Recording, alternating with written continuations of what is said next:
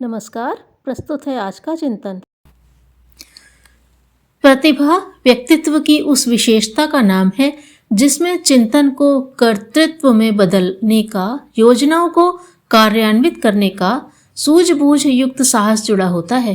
प्रतिभा संपन्न व्यक्ति आत्मविश्वास के धनी होते हैं। उन्हें खतरे उठाने में मजा आता है और इतनी हिम्मत रखते हैं कि समयानुसार आवश्यक साधन जुटाते या जुटवाते रहते हैं। सूझबूझ और हिम्मत के धनी एक बार जिस बात का निश्चय कर लेते हैं, जो ठान लेते हैं, उसके लिए जोश और होश को मिलाकर ऐसी चाल चलते हैं कि साधनों का अभाव और प्रतिकूलताओं का प्रभाव उनका कुछ बिगाड़ नहीं पाता। जो कठिनाई सामने आती है उसे बारीकी से देखते हैं, संतुलित रूप से विश्लेषण करते हैं, शांत चित्त से उपाय खोजते हैं और समाधान का जो तरीका निश्चित करते हैं उस पर पूरे मनोयोग और साहस के साथ चल पड़ते हैं। सफलता के लिए उन्हें उतावली नहीं होती। धैर्य, विवेक और साहस, इन तीनों को जिन्होंने साथ ले लिया वे कठिन से कठिन मार्ग पर चल सकते हैं और अपने अद्भुत शौर्य से साथियों को चकित कर सकते हैं। प्रतिभा का यही स्वरूप है।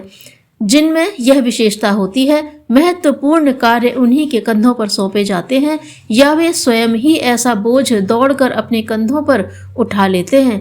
प्रतिभा की इस प्रवृत्ति को क्षत्रिय मनोवृत्ति कह सकते हैं। शूरवीर योद्धा यह जानते हुए भी कि लड़ाई के मोर्चे पर जान गंवानी पड़ सकती है, सदा मौत के साथ अटखेलियां करते रहते हैं।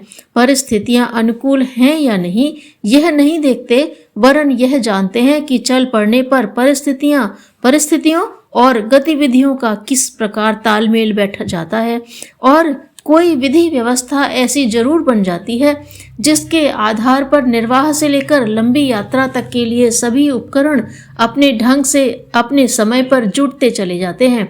इन्हीं प्रतिभावानों को दूसरे शब्दों में मनस्वी या तेजस्वी कह सकते हैं। उन्होंने भला या बुरा जो भी रास्ता अपनाया उसमें कुछ चमत्कार उत्पन्न करते हैं। ठग या डाकू का धंधा अपना लें तो भी चोटी की करतूतें दिखाते हैं और परमार्थ की दिशा में चल पड़े तो इतिहास पर अपने चरण चिन्हों की अमिट छाप छोड़ते हैं।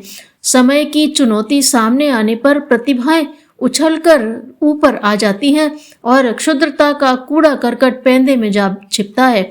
महाकाल उसकी दुर्गति बना दे यह बात दूसरी है, पर अपनी ओर से उनका प्रयास यही होता है कि किसी सुरक्षित तली में मुंह छिपाकर अपनी जान बचाएं। संसार का इतिहास प्रतिभाओं का इतिहास है। युग परिवर्तन का इतिहास पिछली स्मृतियों के घटनाक्रमों को पीछे छोड़कर विश्व का, मानव जाति का एक नया कायाकल्प संपन्न करने वाला हर प्रकार से अनोखा होगा। इस रंगमंच पर प्रतिभाएं ही अभिनय करेंगी। कायर तो कल्पना के धनी और बातों के मर्द होते हैं।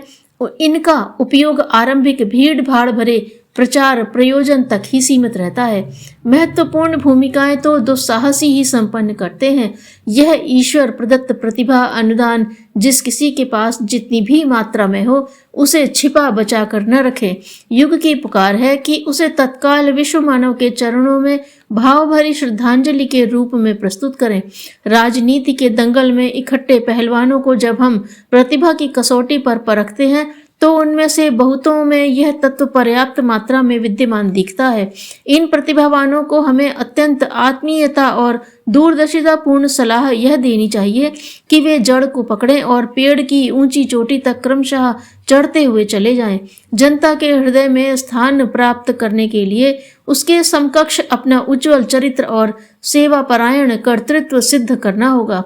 हमें राष्ट्र की ठोस और सर्वतोमुखी प्रगति यदि सचमुच अपेक्षित हो और सच्चे मन से इसके लिए काम करना हो तो उसके लिए कटिबद्ध होना चाहिए और बौद्धिक, नैतिक एवं सामाजिक क्रांति का समग्र अनुष्ठान करना चाहिए। उसी प्रक्रिया का नाम युग निर्माण योजना है।